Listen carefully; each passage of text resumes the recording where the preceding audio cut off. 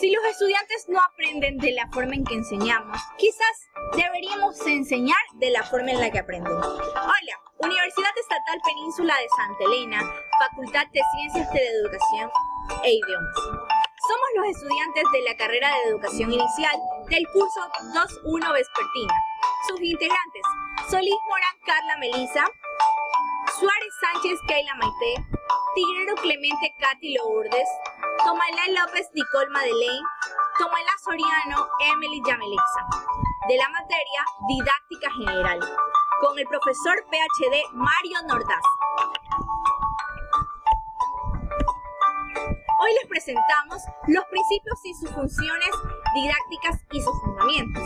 También un ejemplo que refleje la importancia de uno de los principios en el desarrollo del aprendizaje. Para empezar, ¿qué es un principio? Bueno, un principio es un concepto amplio. Es una base de ideales, fundamentos, reglas o políticas de lo cual nacen las ideologías. Entonces, ¿qué son los principios didácticos? Bueno, los principios didácticos son normas generales que se aplican en el proceso de la enseñanza, el aprendizaje, para dirigirlo y regularlo. Ya sabiendo esto, ¿cuáles son los principios? Bueno, hoy les vamos a presentar 8. El primero, el principio del carácter científico. El segundo, el principio de la sistematización. El tercero, el principio de la relación entre la historia y la didáctica. El cuarto, el principio de la relación entre lo concreto y lo abstracto. El quinto, el principio de la independencia cognitiva. El sexto, el principio de la equidad o la comprensión. Séptimo, el principio de lo individual y lo grupal. Y el octavo, el principio de la solidez de los conocimientos. Ya sabiendo esto, vamos a abarcar el primero, que es el principio del carácter científico. Bueno, este principio consiste en que toda la enseñanza de hechos, principios y leyes deben de tener un carácter científico apoyado en la realidad. Se dan en 3 sentidos. El primero, se debe enseñar conocimientos verdaderos y correctos. El segundo, el profesor debe enseñar científicamente. Y el tercero, el maestro debe aprovechar cada situación de enseñanza para educar. Bueno, continuamos. Tenemos el segundo, que es el principio de la sistematización. Bueno, este principio didáctico de la sistematización se deriva de las leyes de la ciencia, que nos señalan que la realidad es una y forma un sistema, y solo se divide en parcelas de acuerdo con el objeto de estudio, pero sin perder su carácter sistemático. Como tercero tenemos el principio de la relación entre la teoría y la práctica. Creo que todos conocemos esto, ¿verdad? Bueno, la teoría es la enseñanza en el sistema de contenidos curriculares que se deben transmitir a los estudiantes. Pero, para que estos logren un grado de impacto o de asimilación, el docente estructura actividades prácticas en las que los alumnos se involucran más con la información recibida. Como cuarto, tenemos el principio de la relación entre lo concreto y lo abstracto. ¿Qué será eso? Bueno, este principio didáctico consiste en la necesidad de vincular los datos reales y concretos con sus generalizaciones teóricas a través de un proceso planeado para su apropiación por los alumnos.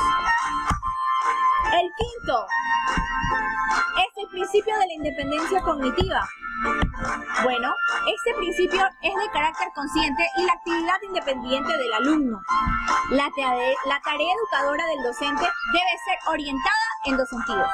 El primero es la transmisión de conocimientos y adquisición de los mismos por parte del docente.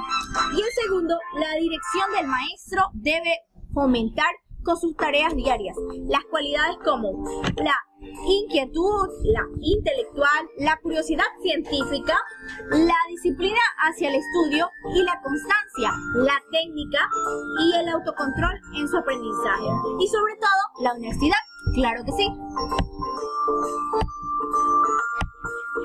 El sexto es el principio de la obsequiabilidad o comprensión.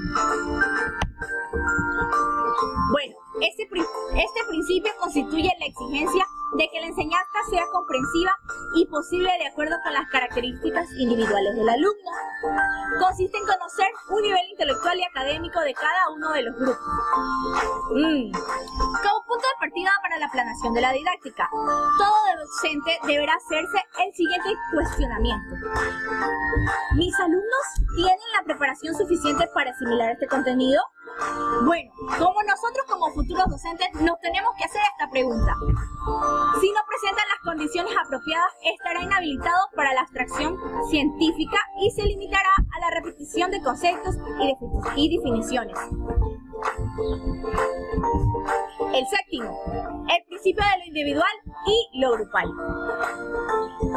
¿Qué nos quiere decir esto? El proceso educativo debe ser conjuntar los intereses del grupo y de cada uno de sus miembros, con la finalidad de lograr los objetivos propuestos y las tareas de enseñanza. Para el logro de los objetivos educativos es necesario que el principio se desarrolle desde el primer grado para fortalecer tanto la integración y el trabajo en equipo como el trabajo independiente. Es muy importante. El estudiante deberá reconocer y valorar la importancia de su desarrollo académico individual en la función del logro de objetivos en grupo. Y el octavo y último, y no menos importante, es el principio de la solidez de los conocimientos. Bueno, este principio consiste en el trabajo sistemático y conscientemente dura el proceso de la enseñanza y del aprendizaje en contra del olvido.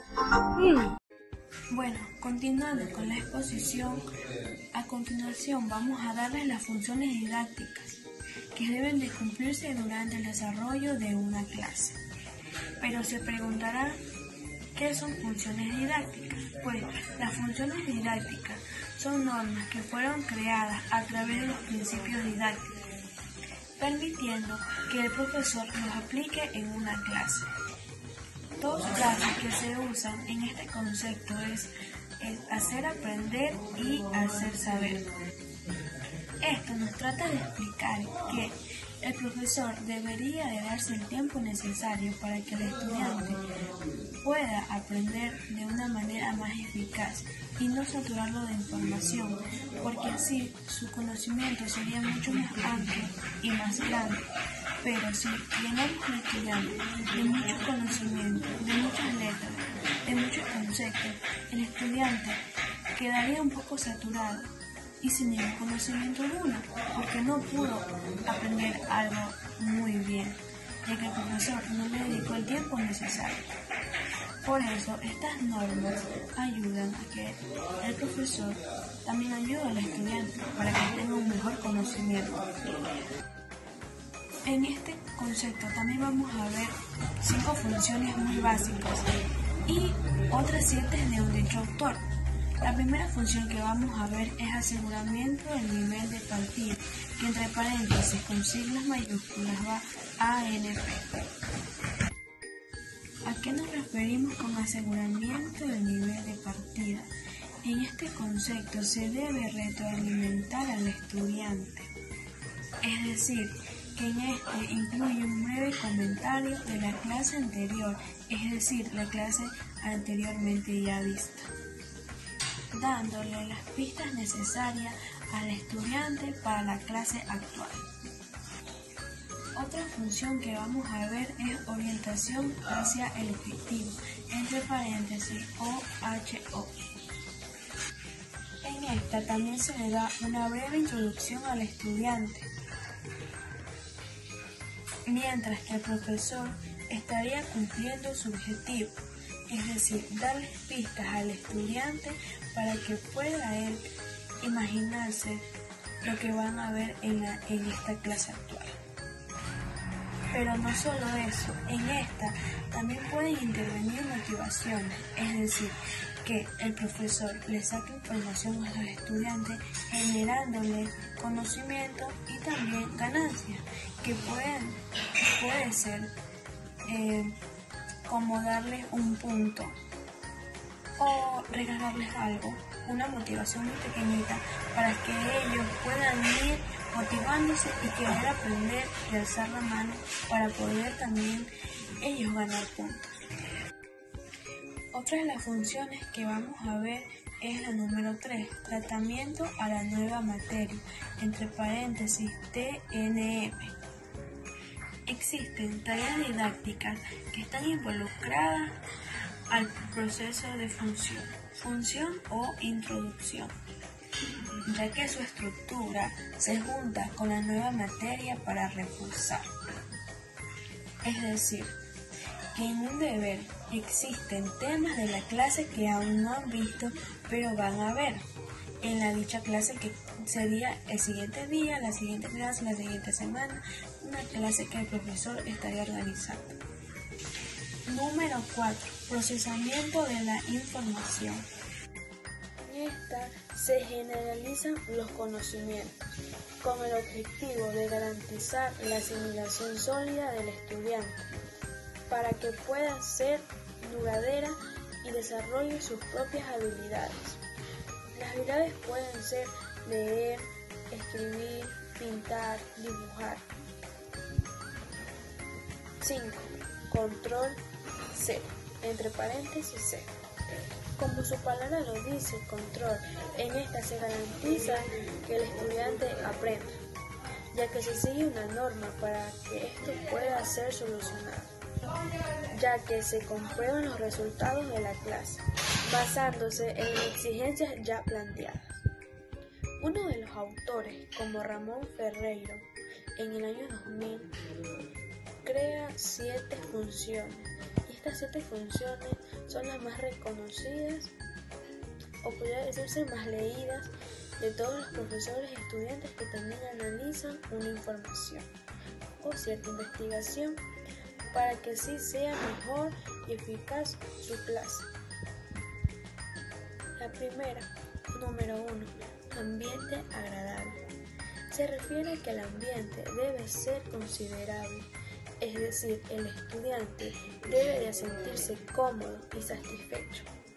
Para esto, el profesor debe incrementar un sinnúmero de actividades, de colores, de formas, figuras que llamen la atención al estudiante y que el estudiante no se sienta opacado, sino más bien que le den esas ganas de poder alzar la mano y participar. Número 2. Orientación a la atención. En esta, el estudiante debe de tener claro lo que se está desarrollando en la clase, mientras que el profesor también debe ser que el estudiante pueda asimilar lo que el profesor esté dando, es decir, que pueda llamar su atención para que así el estudiante pueda tener un mejor aprendizaje. Número 3. Recapitulación o repaso.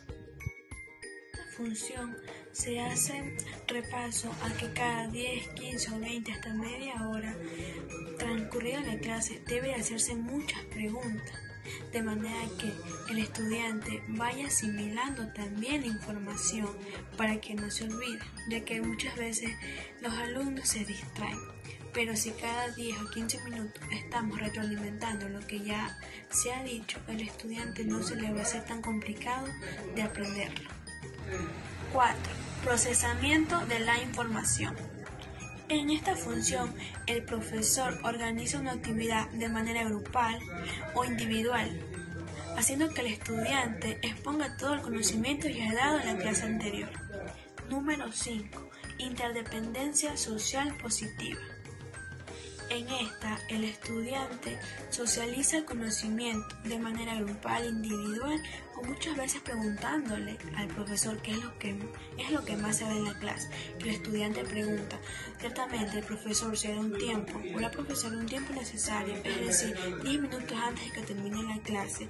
El profesor cierra todo, se pone de pie o se sienta y comienza a preguntar a los estudiantes qué han entendido referente a su clase. Es por eso que se dice que el estudiante se debe de estar construyendo una comunidad de aprendizaje, es decir, muy grande y diversa. Como número 6 tenemos la evaluación. En esta se evalúan las capacidades del estudiante.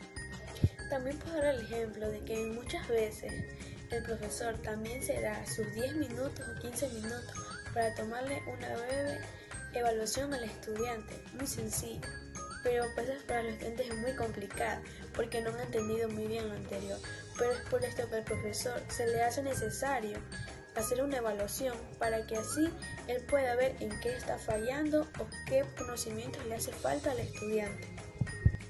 Y por último punto tenemos reflexión, o también llamado SSMT.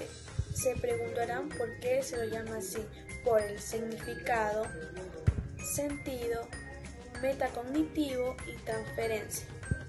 En esta también se hacen preguntas, como ya antes le hemos mencionado, pero en esta es más importante para el profesor, ya que el profesor reflexiona qué ha aprendido el estudiante. A continuación les voy a dar unos ejemplos de principios y funciones didácticas. Uno de los famosos ejemplos y más mencionado es el cuentacuentos. En este la profesora se disfraza, pudiendo así llamar la atención del estudiante, mientras que los estudiantes hacen que su imaginación vaya mucho más allá. Este también es uno de los objetivos de los maestros o profesoras, ya que de esta manera hacen que el estudiante se introduzca en el cuento, llevando así a que su imaginación vaya mucho más allá, ya que sabemos que los niños, los estudiantes, tienen una capacidad de imaginación mucho más alta. Otro de los ejemplos es salidas a los espacios exteriores. En este, la profesora en su planificación podría ser un día a la semana o como ella desee salir a los espacios exteriores, que podría ser el parque, el bosque, un parque recreacional donde los niños puedan tener contacto con el medio ambiente o la naturaleza. De esta manera ellos puedan crear, pintar y dibujar. Es muy interesante y a la vez muy bueno para los niños, ya que de esta manera el niño va viendo nuevos colores, nuevas formas y empieza a preguntar, pero también le comienza a gustar ciertas cosas que la maestra le puede enseñar, como ya antes mencionamos que puede ser la pintura, que es lo más clásico que se usa en estos ejemplos. Muchas gracias por su atención. Estas fueron las funciones didácticas para una mejor enseñanza. Y no se olviden de siempre retroalimentar su clase y motivar a sus estudiantes para un mejor aprendizaje.